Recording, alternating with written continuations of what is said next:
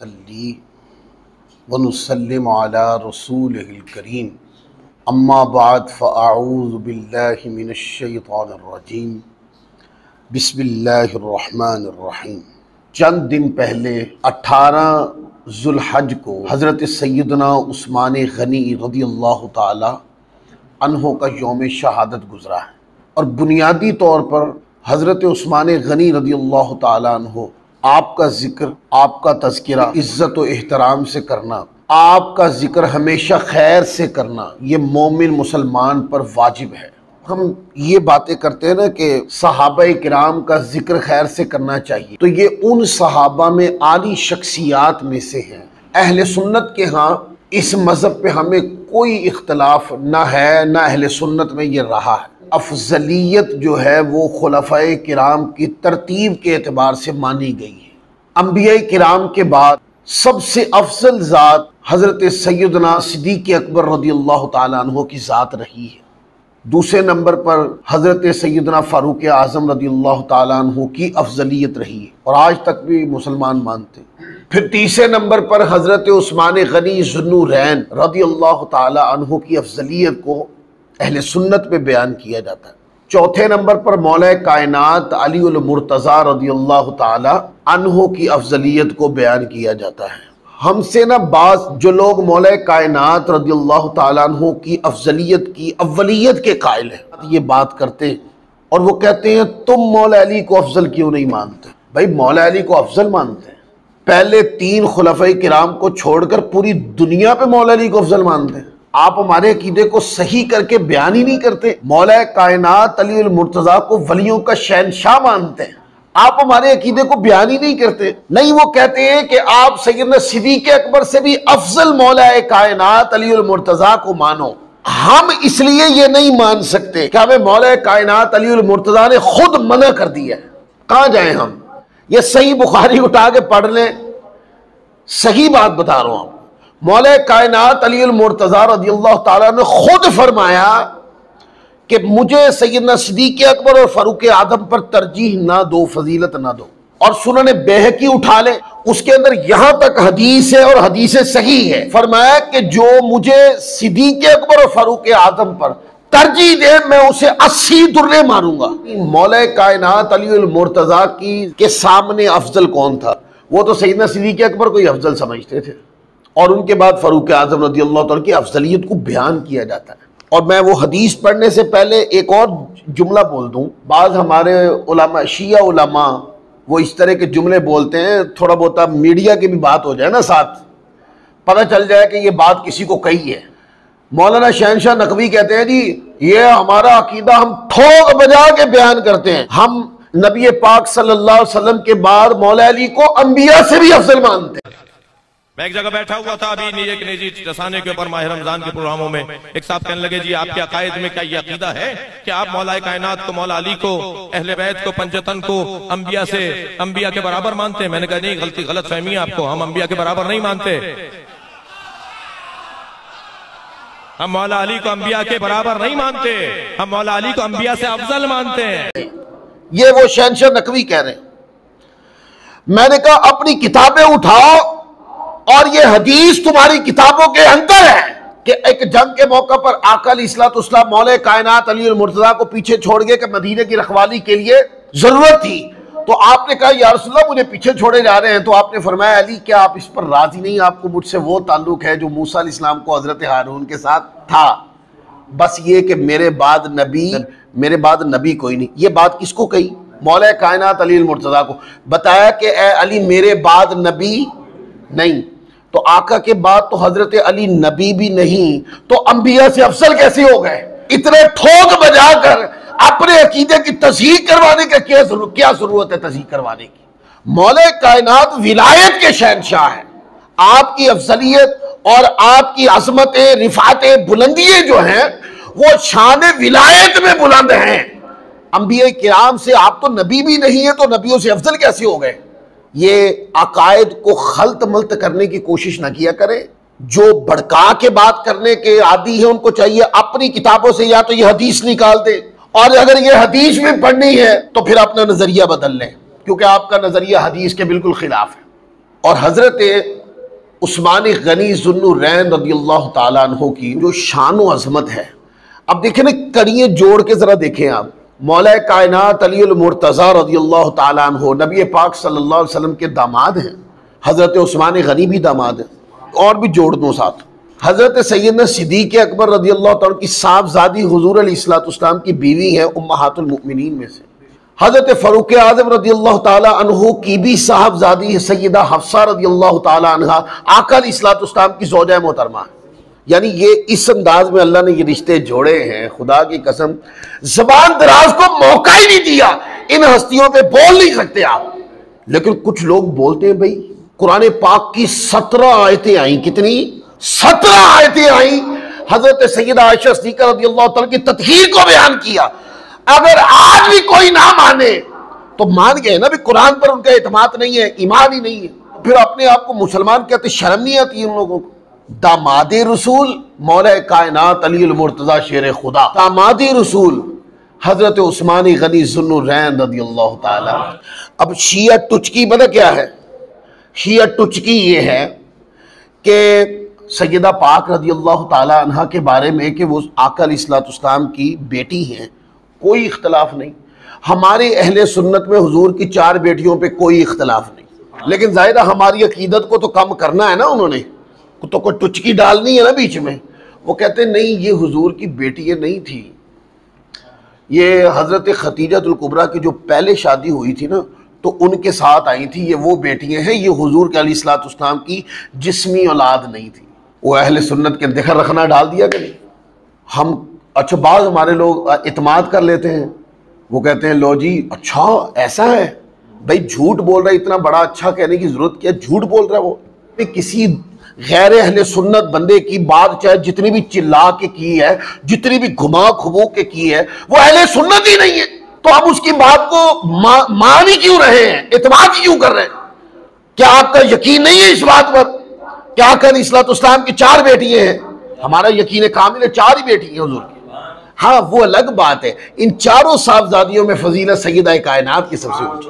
जो बात करने वाली वो करो, बात को खलत वलत मत करो। सैयदा पाक की शान ऊंची, और यह आका अलैहिस्सलाम ने बयान फरमाई। सैयदा खातून जन्नत की सैयदातुन निसाउल आलमीन सैयदा फातिमा ज़हरा रज़ियल्लाहु ताला अन्हा की इस्मत सारी बेटियों में ऊंची। पहली बेटी हुजूर अलैहिस्सलाम की एक बेटी का नाम हज़रत सैयदा ज़ैनब है, फिर सैयदा रुकैया है, फिर सैयदा उम्मे कुलसूम है, और सैयदा फातिमा तो ज़हरा सलामुल्लाहि अलैहा आप बेटियों में उम्र में सबसे छोटी हैं, फजीलत में सबसे बड़ी हैं। तो दामादे रसूल मौला कायनात अली अल मुर्तज़ा दामादे रसूल है, उसी तरह दामादे रसूल हजरत उस्मान गनी है। अगर तुम्हारी अकीदत हजरत मौला कायनात की अज़मत में फर्क डालने नहीं देती, तो तुम्हारी अकीदत हजरत उस्मान गनी की शान में फर्क कैसे डालती है? ये तो दोनों रिश्ते एक ही बराबर हैं। देखें 2 बेटियों में अफजलियत तो सैयदा पाक की ये एक अलग मसला है, लेकिन है तो दोनों खूने रसूल ही ना, है तो दोनों हुजूर की बेटी हैं। अब आका अलैहिस्सलाम की बेटी हजरत उम्मे कुलसूम रज़ियल्लाहु ताला अन्हा हजरत उस्मान गनी रज़ियल्लाहु ताला अन्हो के साथ निकाह हुआ। सैयदा उम्मे कुलसूम बीमार हो गई और इस वजह से हजरत उस्मान गनी रज़ियल्लाहु ताला अन्हु बदर में शरीक नहीं हुए। हुक्म मुस्तफ़ा था कि अपनी अहलिया की तिमालदारी करें। जब आका ने हुक्म दे दिया कि अपनी अहलिया की तिमालदारी करें, तो किसी को हक है, वो जंग में नहीं आए, जंगों में पीछे रह गए थे, जंगों में शरीक नहीं हुए थे। हुजूर ने फरमा दिया, अल्लाह के पाक पैगंबर ने फरमा दिया हजरत उस्मान गनी को, तो किसकी फरमा बरदारी कर रहे थे? हुजूर की फरमा बरदारी पर किसी मुल्ला को एतराज़ क्यों है? मुल्ला किसी ज़ात पर एतराज़ नहीं कर रहा, मुल्ला असल में रसूल पाक की इताअत पर इनकार कर रहा है। आका की ज़ात पर हुजूर के फरमान पर किसी किस्म का कोई सवाल नहीं होना चाहिए। तो आप शरीक नहीं हुए। जब माले गनीमत आया तो चूंकि हुक्मन वो जंग में शरीक थे, हुक्मन क्या था? वो जंग में शरीक थे, हुक्म मुस्तफा था कि आप ये काम करें, वगरना वो जंग में नहीं आना चाहते, ये तो उनका ज़हन ही नहीं था। बाद में माले गनीमत उनको दिया गया, हुजूर ने अता फरमाया। और जब हजरत रुकैया रदियल्लाहु ताला अन्हा आप विसाल फरमा गई, तो आका अलैहिस्सलाम ने अपनी दूसरी बेटी हज़रत उम्मे कुलसूम रदियल्लाहु ताला अन्हा का निकाह हज़रत उस्मान गनी से फरमाया। और फिर आगे फरमाया, जिसका मफ़हूम है, फरमाया इससे ज़्यादा बेटियाँ भी होती तो उस्मान गनी तुम्हारे निकाह में दे देते। उस्मान गनी के अखलाक इतने आला थे, उस्मान गनी की अज़मत इतनी आली शान थी, उस्मान गनी की सोहबत में, संगत में रसूल पाक की औलाद को इतनी इज्जत मिली, इतना एहतराम मिला, इतनी शफकत मिली है, इतना एहतराम, इतनी इज्जत मिली, इतनी आज़मत मिली कि आका ने फरमाया कि अगर इससे ज़्यादा बेटियाँ होती तो ए उस्मान तुम्हारे निकाह में दे देता। जिस उस्मान गनी से मुस्तफ़ा और उसकी औलाद खुश हों, जाकिर ना खुश क्यों है? क्या प्रॉब्लम है जाकिर को? जाकिर राजी क्यों नहीं होता? इस वजह से उसने एक नजरिया घड़ लिया है। अब वो कहता है मेरा सारा जोर इस दायरा कार में लगेगा, बकिया हकायक दुरुस्त हो, सच हो, हक हो, मुझे उस दायरे के बाहर नजर ही नहीं आता। इसका मतलब यह है कि जब कोई बंदा सहाबा के खिलाफ तकरीर करे, हज़रत उस्मान गनी रज़ियल्लाहु ताला अन्हु या दीगर सहाबा की शान के मनाफी तकरीर करे, तो समझ लो यार ये एक पिंजरे में बंद है, ये एक नाबीना आदमी की तरह है, पिंजरे में बंद है ये बंदा, इसको बाहर का नजर ही नहीं आता। इसको बाहर का नजर आए, हक को देखे, किताबें खंगाले, इसको पता चले कि भाई जो तुमने अपने जाकिरों से, बड़े जाकिरों से सुना है या जो तुमने अपने मुल्लाओं से सुना है वो तो एक गुमराही है, हक तो किताबों में बिखरा पड़ा है। उठाओ कुरान हदीस और दर्जनों, हजारों, सैकड़ों हदीस से गुजरो, तुम्हें पता चलेगा हजरत उस्मान गनी की अजमत क्या है, हजरत फारूक आजम की अजमत क्या है, हजरत सैयदना सिद्दीक़ अकबर की अजमत क्या है, सहाबा की अजमत क्या है। अहले बैत की अजमत तुमने ढूंढी, अगला सवाल, अहले बैत की अजमत तुमने ढूंढी, मिल गई ना? क्योंकि आम है, किताबों में आम है। आप पढ़े किताब, कोई किताब मैंने अहले सुन्नत के अंदर अपनी कोई हदीस की किताब जिंदगी में मैंने नहीं देखी ऐसी कि जो किताब भी हो और उसके अंदर अहले बैत की शान में हदीसें ना हो। मैंने नहीं देखी कोई किताब अहले सुन्नत क्या। हमारे उलमा ने जो किताब हदीस पर मुरतब की, वहां पर अहले बैत की शान में हदीस जरूर लाए और तरतीब के साथ।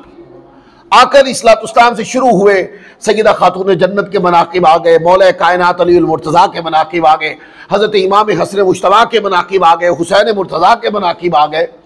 इसी तरह आकर इस्लाम के औलाद पाक के आ गए, साहबजादों के, साहबजादियों के, मौला कायनात अली अल मुर्तज़ा के बेटे बेटियों तक के मनाकिब आते हैं किताबों के अंदर। तो ढूंढा ना अहले बैत की शान, तो मिल गई ना। हाँ, किताबों को उठाओ और किताबें उठाकर देखो, सहाबा की अजमत और हजरत उस्मान गनी की शान भी मिल जाएगी। इनकी इतनी अया है ये शान। अब हदीस लेता हूं, जो बुनियादी गुफ्तगू थोड़ी सी मैंने कर ली।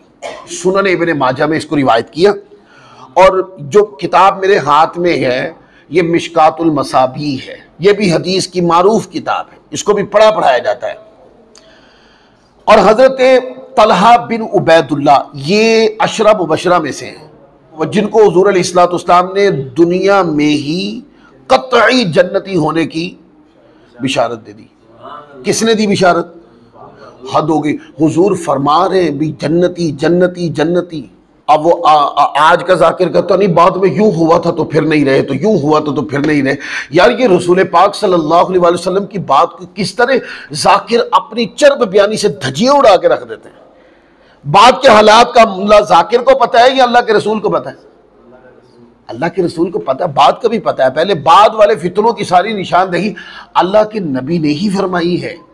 जो बाद में होना था हदीसें उठा के देखे, वो सब रसूल पाक सल्लल्लाहु अलैहि वसल्लम ने पहले ही बता दी, सब किताबों के अंदर लिखा हुआ।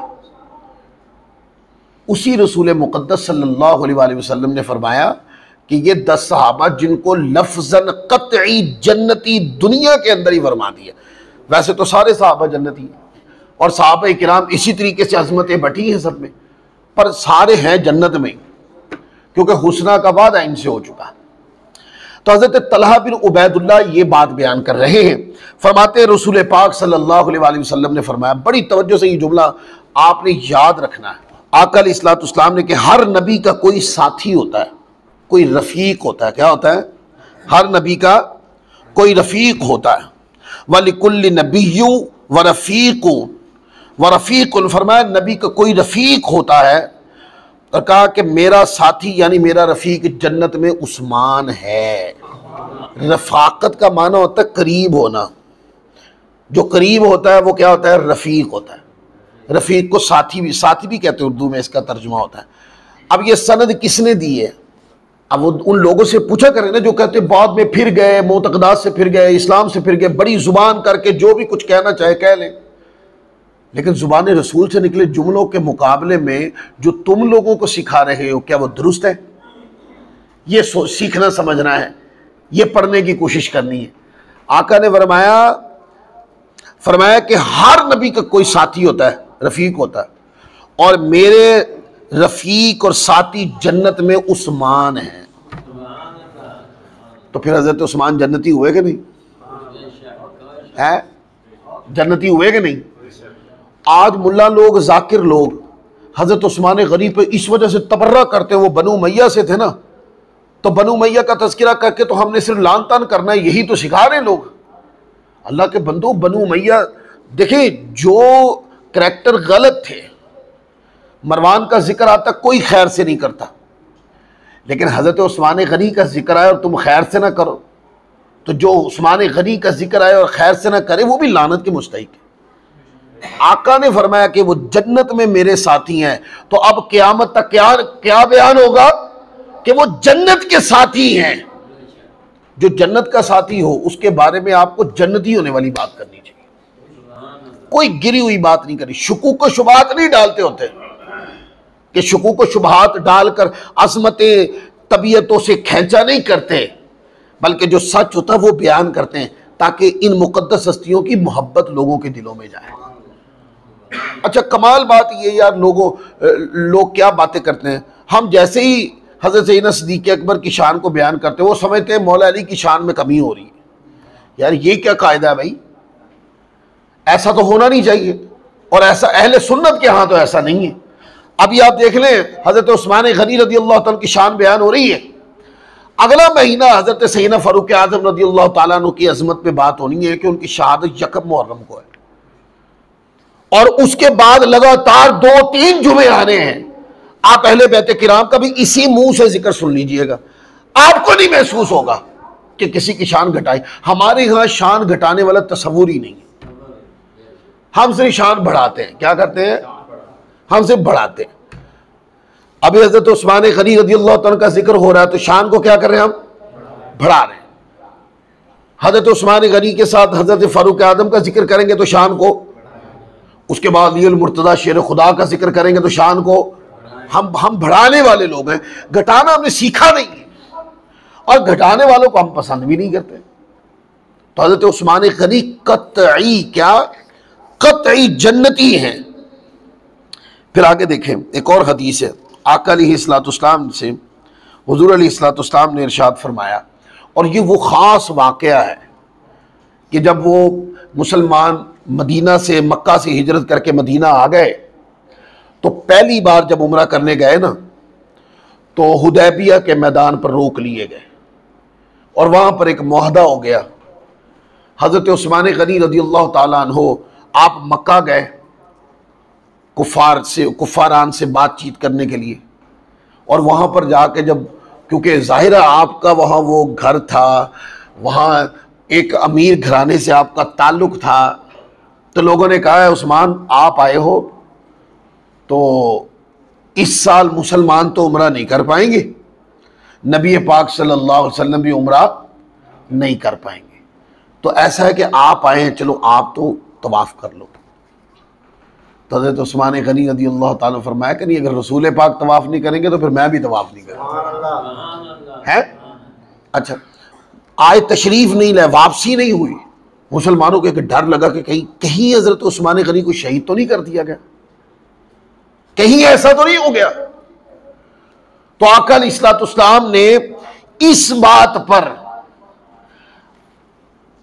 तमाम सहाबा किराम से बैत ली उस बैत को बैत रिजवान कहते हैं। कुरान पाक में लफ्ज आता है ना, इन्नल्लज़ीना युबायिऊनका इन्नमा युबायिऊनल्लाह यदुल्लाहि फौका अयदीहिम।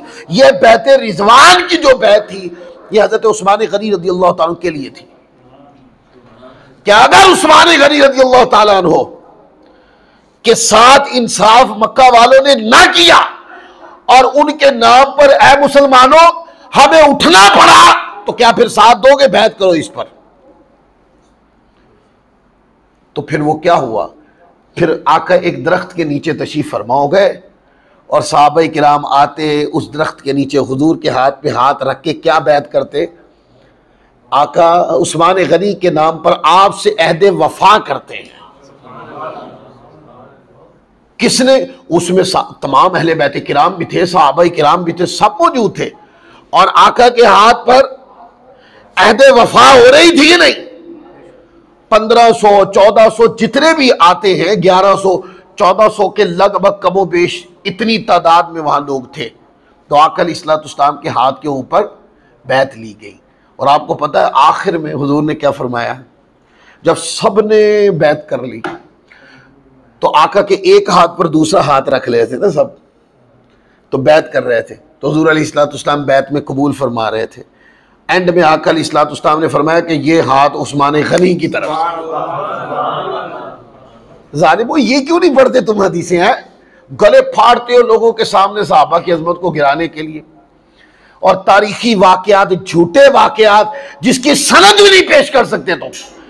जब तुम्हें कहा जाता है ये जो डींगी मारी है इसकी सनद पढ़ो, तुम्हारी जान ही निकल जाती है। और जो सही सनद के साथ रिवायतें किताबों में लिखी हैं, जालिम वो पढ़ते नहीं हो, तुम लोगों को बताते नहीं। उस्मान कौन है जिनको हुजूर ने फरमाया कि ये अब दोनों हाथ किसके हैं? बोलिए ना, दोनों हाथ किसके हैं? आका अलैहिस्सलाम के। पर एक हाथ पर दूसरे हाथ को नाम हुजूर ने उस्मान के हाथ दे दिया। तो जिसको हुजूर ने ऐसे बरकत दी हो है, वो हाथ जो है वो काफिरों के मुकाबले में तो उड़ सकते हैं, कभी इस्लाम के खिलाफ नहीं उड़ सकते। जिन्होंने, एक और बात करूं आपसे, जिन्होंने सारी जिंदगी इस्लाम के खिलाफ बात सुनी नहीं, जाने के नजराने पेश कर दी। लॉजिकली एक सवाल मैं आपसे बात करता हूं, सारी जिंदगी गुजरी, आका ने माल मांगा माल दिए, औलाद मांगी औलाद दी, जान मांगी जान दी, हर चीज बिछा दी हुजूर के सामने। इस्लाम के लिए तन मन धन सब कुर्बान कर दिया।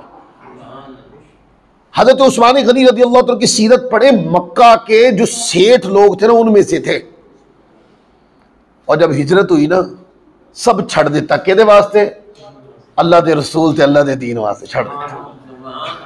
उस जालिमों जिन्होंने उस वक्त अपने कारोबार, अपनी जमीन जायदाद, अपना दुनियावी स्टेटस परवाह नहीं की किसी चीज की, अल्लाह और अल्लाह के रसूल की जात पर, अल्लाह के दीन के नाम पे वक्फ कर दी। आज तुम पढ़ाते फिरते हो, हुजूर के विसाल के बाद उन्होंने दीन छोड़ दिया था, ये पढ़ा रहे मेरी कौम को। ये वो सारे जुमले क़यामत वाले दिन देखना, इसके जवाब देने पड़ेंगे। अब फट रहे हैं ना, मीडिया है, अब तो बड़े बड़े लोग फट रहे हैं जी। जो चीजें पहले हम किताबों से निकाल के देते थे ना, तकिए तकिए करते फिरते थे लोग, आजकल लोग चिल्ला के जब मीडिया पे बोलते फिर सानू पता लग जाता सी संभाल लेने। अच्छा किया कि ये गंद निकल आया। हजरत उस्मान गनी रज़ियल्लाहु अन्हु की अजमत का आलम ये है कि आका सारी जिंदगी हुजूर अलैहिस्सलाम की बातों पर लब्बैक का, आका अलैहिस्सलाम की बातों पर लब्बैक का। तो हदीस है, हजरत अनस इब्न मालिक रज़ियल्लाहु ताला अन्हु रिवायत करते हुए फरमाते हैं कि जब आका अलैहिस्सलाम ने ना बैतुर रिजवान का हुक्म दिया, तो हजरत उस्मान गनी रज़ियल्लाहु ताला अन्हु के कासिद थे, आका अलैहिस्सलाम के कासिद बन के मक्का गए थे ना, उनको बताने के लिए कि मुसलमान उम्रा करने आ रहे हैं, तो मुसलमानों के साथ मुआहदा कर लो ताकि कोई बाद में कोई खून खराबा ना हो, लड़ाई न करना। तो मक्का की तरफ हुजूर अलैहिस्सलाम ने लोगों से बैत ली, तो रसूलुल्लाह सल्लल्लाहु अलैहि वसल्लम ने फरमाया, उस्मान अल्लाह के और उसके रसूल के काम में गए हैं। फिर नबी पाक सल्लल्लाहु अलैहि वसल्लम ने अपने दोनों हाथों में से एक हाथ दूसरे पर रखा तो रसूलुल्लाह सल्लल्लाहु अलैहि वसल्लम का हाथ उस्मान के लिए उनके हाथों से बेहतर हो गया जो उनके लिए अपने लिए था। हुजूर ने खुद रख के फरमाया, अब ये जो हाथ है ये उस्मान गनी रज़ियल्लाहु ताला का हाथ है और इस पर बैत कर ली, जिनको सारी जिंदगी हुजूर ने ऐसे सीने से लगा के रखा। आका अलैहिस्सलाम की जिंदगी तय्यबा में, हुजूर की निगाह में तो इनकी अजमत व शान, हुजूर की ज़ात अक़दस को कोई कमी इनमें नजर नहीं आई। आका अलैहिस्सलाम की तरबियत की सींचे हुए थे ना, तो जब सारी जिंदगी आका अलैहिस्सलाम ने इनके अंदर कोई कमी निकाले तो हुजूर बर्दाश्त नहीं करते, पसंद नहीं फरमाते। तो आज जो कोई बंदा बाहर खड़े होकर मिंबर पे चिल्लाकर इन बुजुर्ग हस्तियों की शान में कमी करेगा तो क्या कब्र के अंदर रसूल पाक सल्लल्लाहु अलैहि वसल्लम राजी होंगे उससे? ये सारी चीजें देखा करें, फिर गौर किया करें, क्या मैं ऐसी जगह पर तो नहीं बैठा जहां पर कोई चिल्लाने वाला चिल्ला रहा है और इन बुजुर्ग हस्तियों की अजमत के ऊपर इतरा रहा है और इन बुजुर्ग हस्तियों की अजमत के ऊपर चिल्ला रहा है और इन बुजुर्ग हस्तियों की अजमतों को गिरा रहा है? ऐसा तो नहीं है। अगर ऐसा लगे कि यार मैं गलत मजलिस में आ गया तो अपने आप को एक गैरतमंद सुन्नी के तौर पे उठाएं वहां से कि मैं गैरतमंद सुन्नी हूं। गैरतमंद सुन्नी का माना यह है कि मैं किसी बुजुर्ग हस्ती की तौहीन बर्दाश्त नहीं करता। भाई इख्तलाफ होगा ना, करे जी इख्तलाफ है नहीं, हमें सबसे पहले इख्तलाफ करने वाले का मुंह देखा करें। किससे इख्तलाफ है? सहाबी रसूल से। किसको इख्तलाफ है? आज के कैसे जाहिल को जो 5 नमाज़ें भी पूरी नहीं पढ़ता, उसको हक है इख्तलाफ करने का। और कौन सहाबा से इख्तलाफ करेंगे आप? भाई इख्तलाफ की हक सिर्फ इतना है कि मुसलमानों के माबैन, दो दोस्तों के माबैन, दो करीब रहने वालों के माबैन कोई बात इल्मी तौर पे, फनी तौर पर दो जहनों में डिवाइड हो गई तो इख्तलाफ हो गया। ये इख्तलाफ समझ में आता है। 1400 साल के बाद कोई बंदा उठ के कहे मुझे फलां साहबी से इख्तलाफ, उसको हक है ये बात करने? उसको हक नहीं है। तो आप हक दें भी ना। जो लोग हक दे देते ना, हाँ कोई बात नहीं कर लेंदे नहीं गल कर, यानी कोई भी बकवास करेगा तो फिर करता रहे, वो करने देंगे। यूं तो मुआशरे में बदअखलाकी फैल जाएगी, यूं तो बदतमीजी के रास्ते खुलेंगे। आपको इख्तलाफ है, आप इख्तलाफ की सतह को देखें। किसी आलिम से इख्तलाफ हो सकता है, घर में किसी फर्ज से इख्तलाफ हो सकता है। देखिए घर में किसी फर्ज से इख्तलाफ हो जब भी तो बाहर आके इस तरीके से धाड़ रहे हैं आप। इख्तलाफ की सतह ये होती है। ऐसे कोई नहीं, आज अगर नहीं रोकेंगे आप, कल को कोई कहे कि मुझे रसूल पाक की फलां बात से इख्तलाफ है, कैसे रोकेंगे आप? क्योंकि बात बढ़ती है, कुछ बातें करके आपके जर्फ चेक किए जाते हैं कि पचा लेने ने, और अगर आप पचा लें फिर वो कहते हैं इससे बड़ी भी डालो। फिर आहिस्ता आहिस्ता उसका भी हुनर देते हैं कि ये भी पचाओ। क्या हम दीन के नाम पर उठने वाली हर गलत बात को इस तरह करें?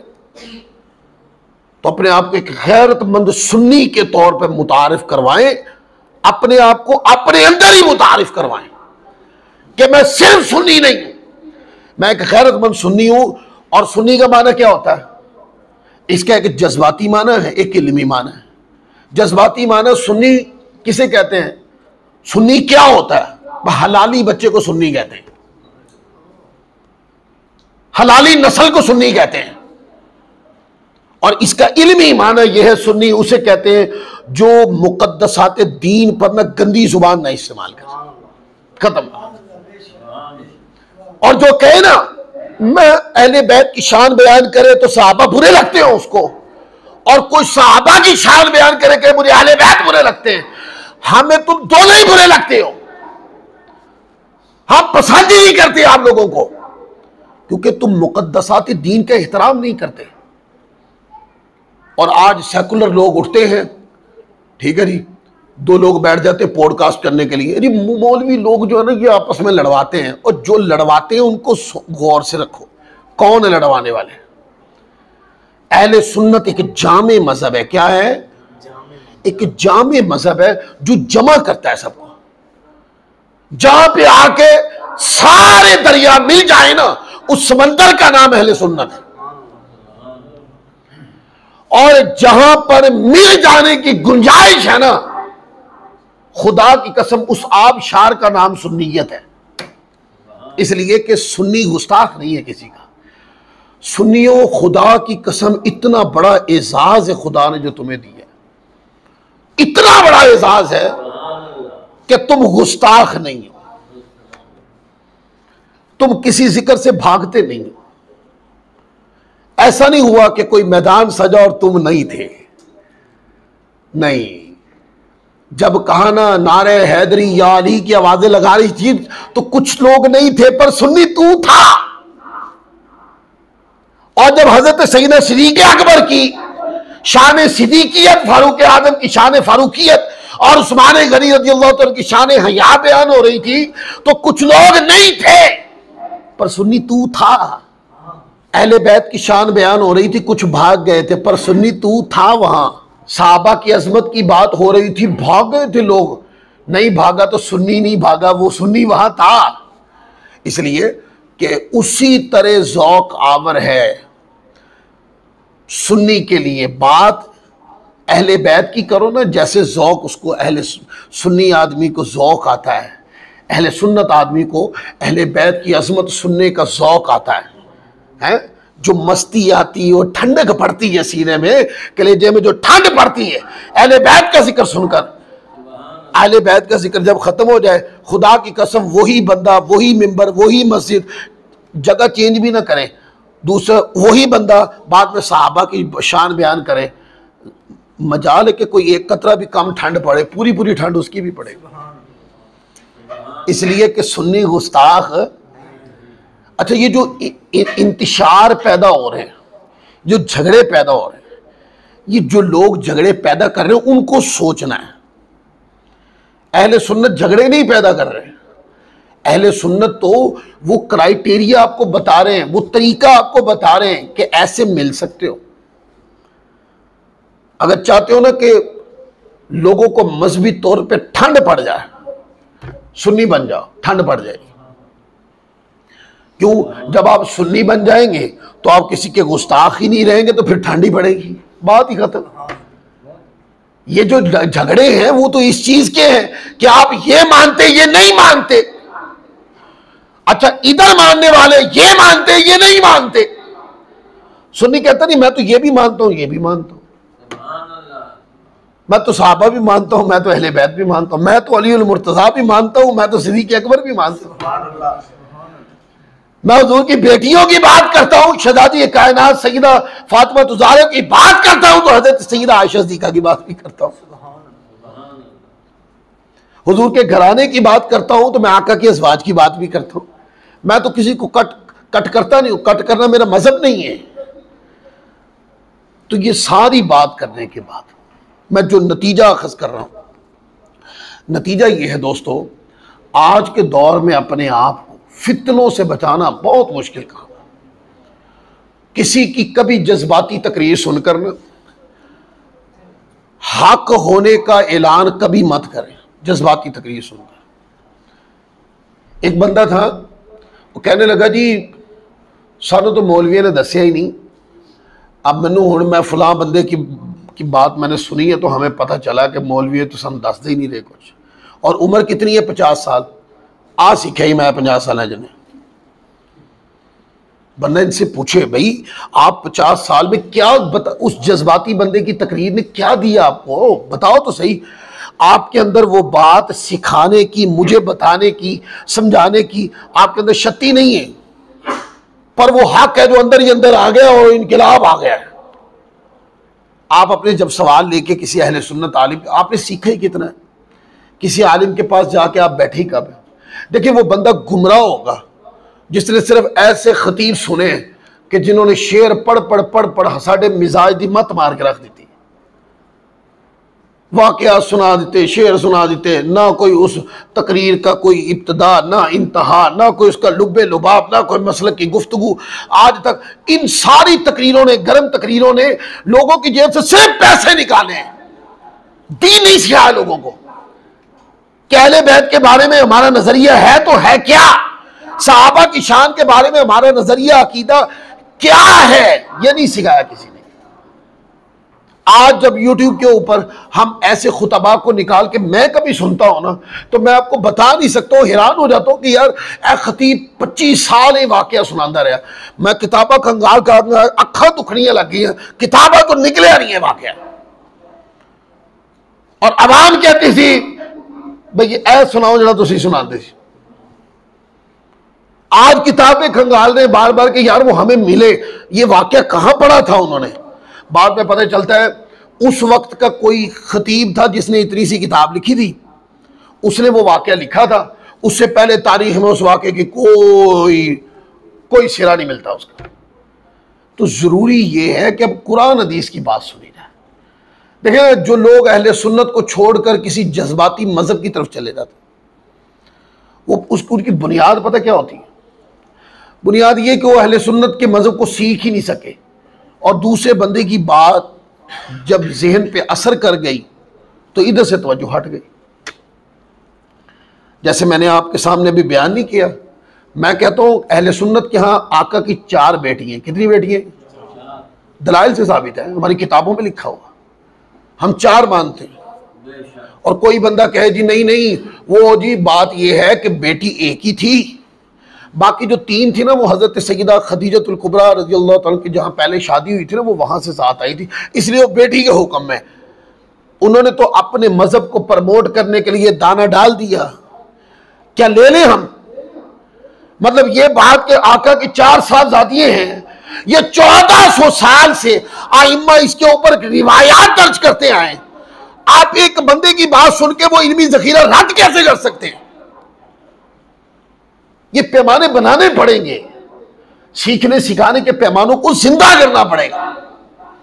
उठने वाले सवालात का माकूल और इल्मी जवाब देना होगा, ताकि लोगों के अंदर जो इल्मी कमजोरी, इल्मी फुकदान है, लोगों के अंदर खत्म हो।